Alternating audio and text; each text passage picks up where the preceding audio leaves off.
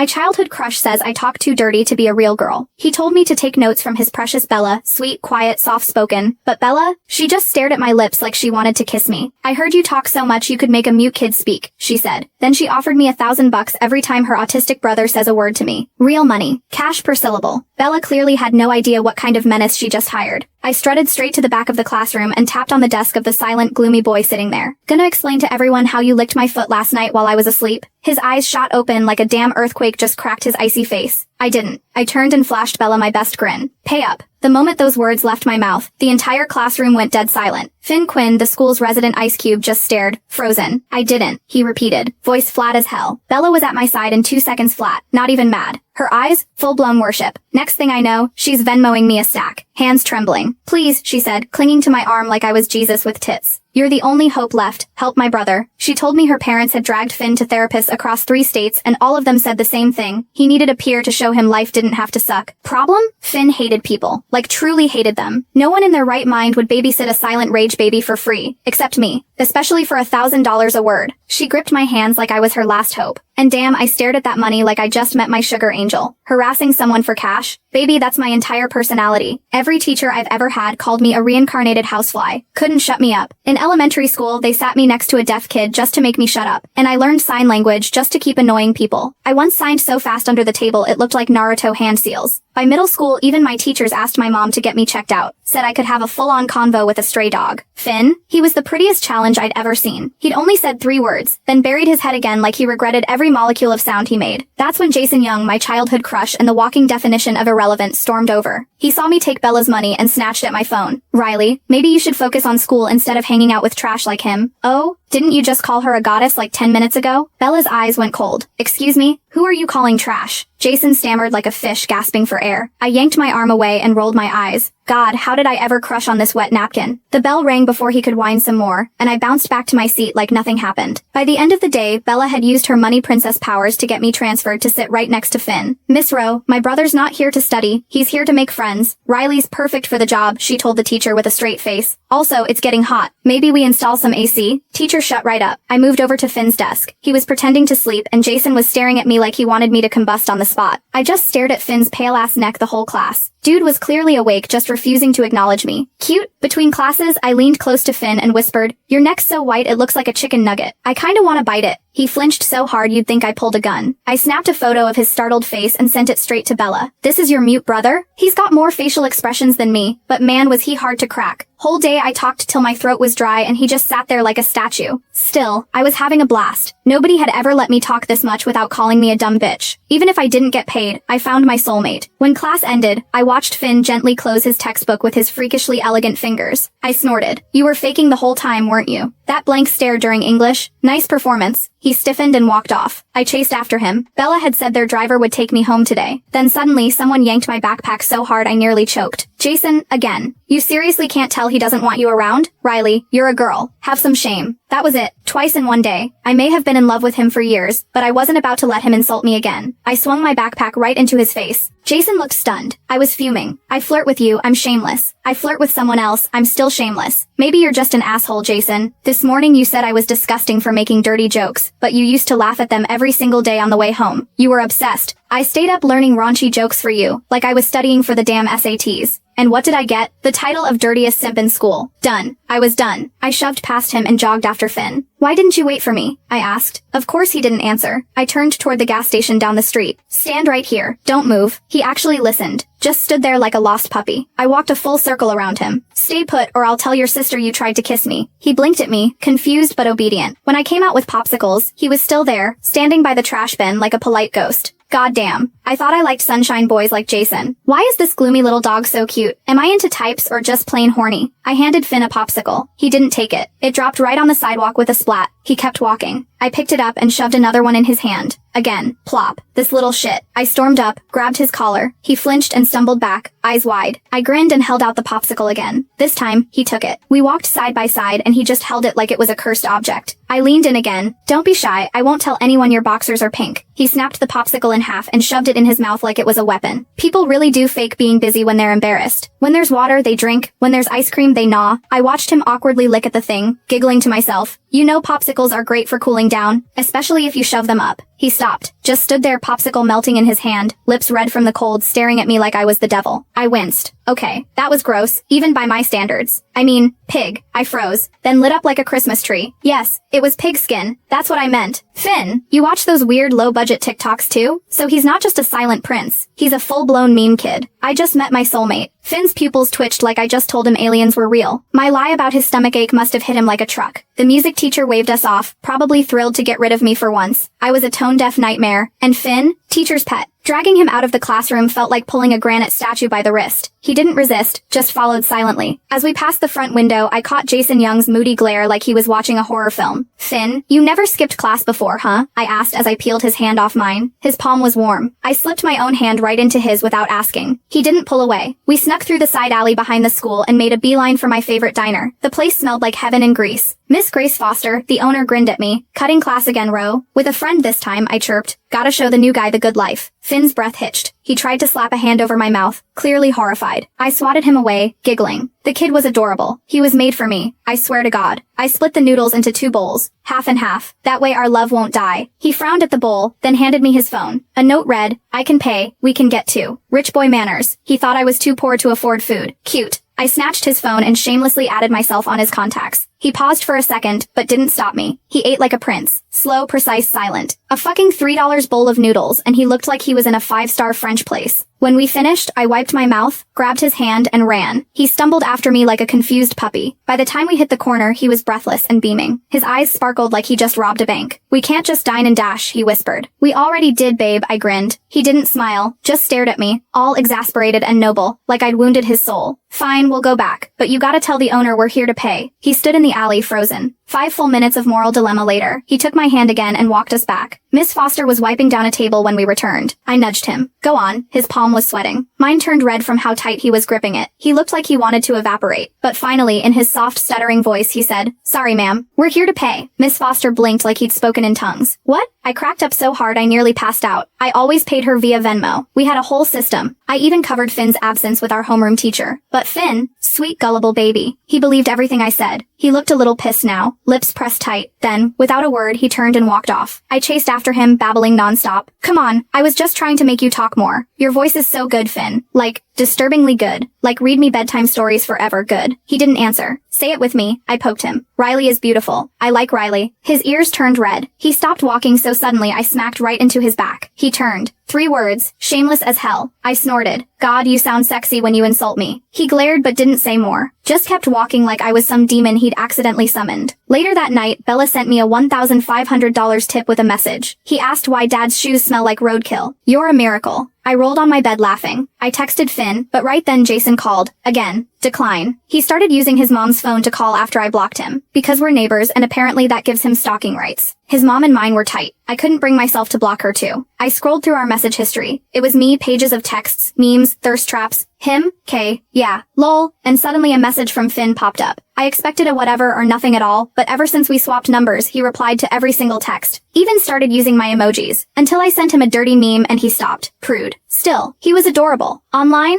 Total chatty Cathy. Next morning I beamed at him. Good morning, Finn. He glanced up at me. Deadpan. Okay, grumpy again. Then I saw the breakfast sitting on my desk. Did you bring this for me? He nodded, then shook his head. Bella did. Minimalist king. Well, thank her for me. These dumplings are impossible to get. As I stuffed my face, Finn silently offered me napkins, like the neat freak he was. Then Jason stormed up, angry and loud. You're seriously ignoring me now? Phone calls, texts, nothing? You're hiding like a damn rabbit. I didn't even flinch. If you know I'm avoiding you, why the hell are you here? His chest heaved. You don't seriously think that rich freak is into you, do you? I stopped chewing. Finn's hand froze mid-napkin. He looked up sharp and cold. I slammed my hand on the desk. Jason, we're still in high school. Your brain is so full of horny garbage it's leaking out your mouth. He opened his mouth. I cut him off. What? You dating someone now? Is that why you're suddenly projecting like a theater kid? His face turned red. Riley, I'm saying this because I care. Finn's rich. He can have any girl he wants. Jason Young, get to the office now. Our teacher's voice cut through the room like a blade. I burst out laughing. But when I turned, Finn was staring at me, eyes dark and unreadable. I didn't even get a word out before he turned away. Here we go. Grumpy princess activated. You don't need help, huh? Fine, I do. Can I copy your homework, please? No response.